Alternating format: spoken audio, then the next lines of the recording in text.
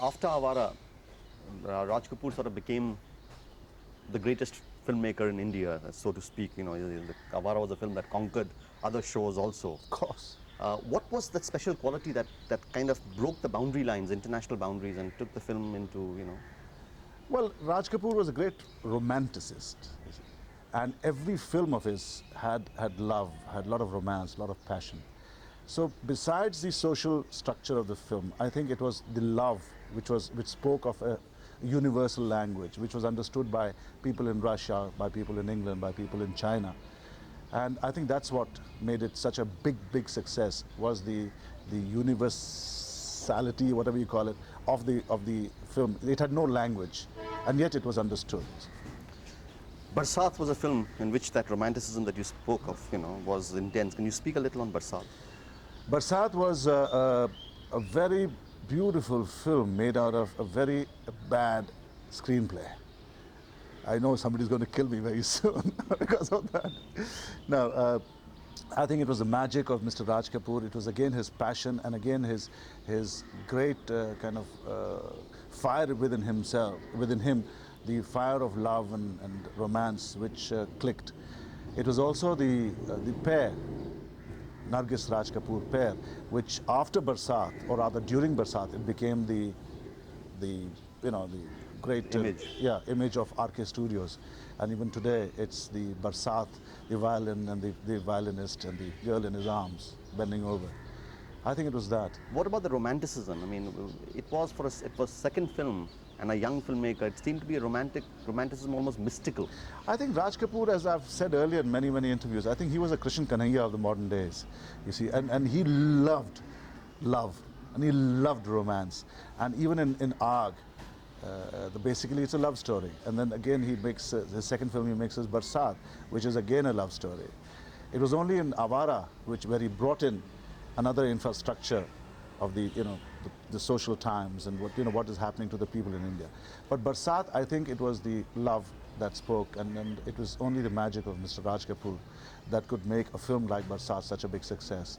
Of course, his music was excellent too. Talking about his music, all his films.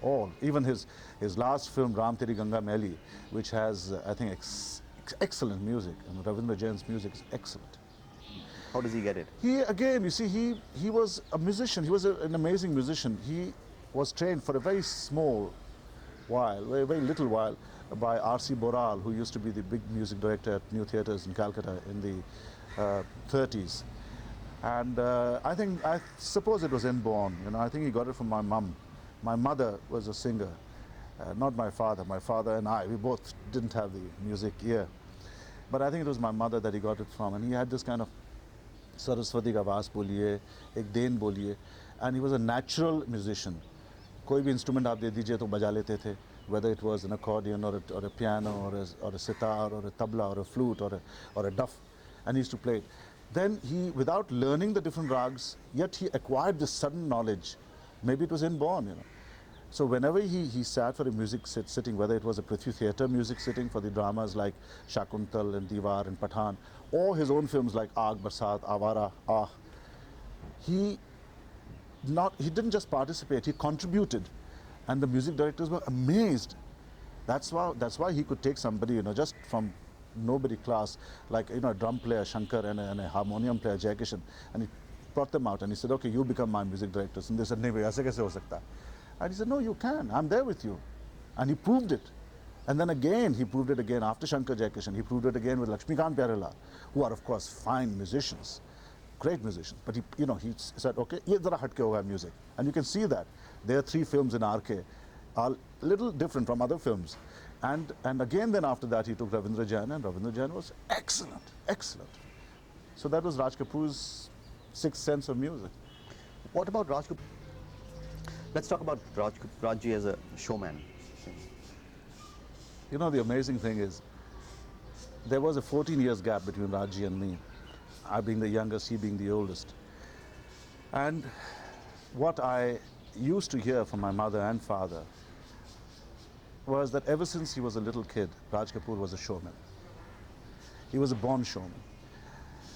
When he was little, and if he got a firing or if he got a yell, and the reaction was a natural reaction of weeping. He would go near a mirror, watch himself, which later on Rishi Kapoor did, because I remember that was during my time, because I was, what was I, something like 14 years older to Rishi. So itna zyada Rishi, तो हम लोग उसको थप्पड़ मारते थे, and he would immediately go find a mirror and go. So Raj Kapoor used to do that, and then Rishi did that. And my father always said that these two, used to say, they will be fantastic, absolutely. And it was proved. Raji had another very inborn talent, and that was to be able to capture attention. So whether it was in the family, or whether it was with friends, or on the stage, or on the screen, he was able to mesmerize the listener. He was able to control and look straight, with his deep intensity, and it grabbed the audience. And that's why he could get away with murder. If you go back in retrospect, if you analyze all his works, and you can see lots and lots of faults, because he never made a film with the brain. He made the film with the heart. That was Raj Kapoor. One last question about this heart thing brings me out to actually the last question, where there seems to be this great concern for the underprivileged and the underdog, and the early RK films almost seems to be a device he uses to capture sympathy with the audience. I wouldn't say it was a device. I think it was a kind of a reaction to a tremendous influence of Charlie Chaplin. Raji was a real bhagat of Charlie Chaplin. To such an extent, it's amazing, it's very uncanny, I tell you. In Mera Naam Joker, Raji plays an aged clown in one of the parts, right?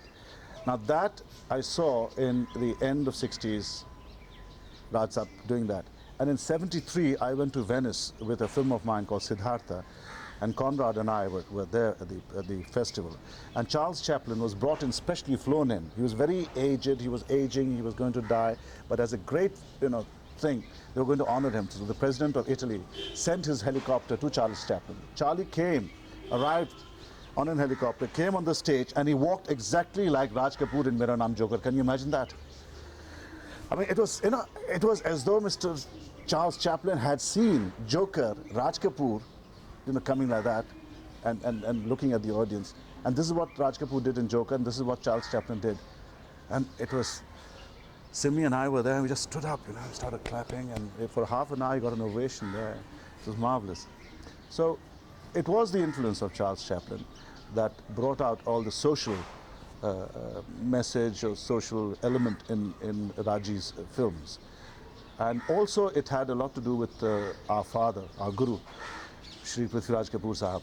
In Papaji's theatre, Prithvi Theatres, apart from Shakuntal, all the other plays, Diwar, Pathan, Ghaddar, Ahuti, Paisa, and Kisan, they all spoke of certain problems of the people.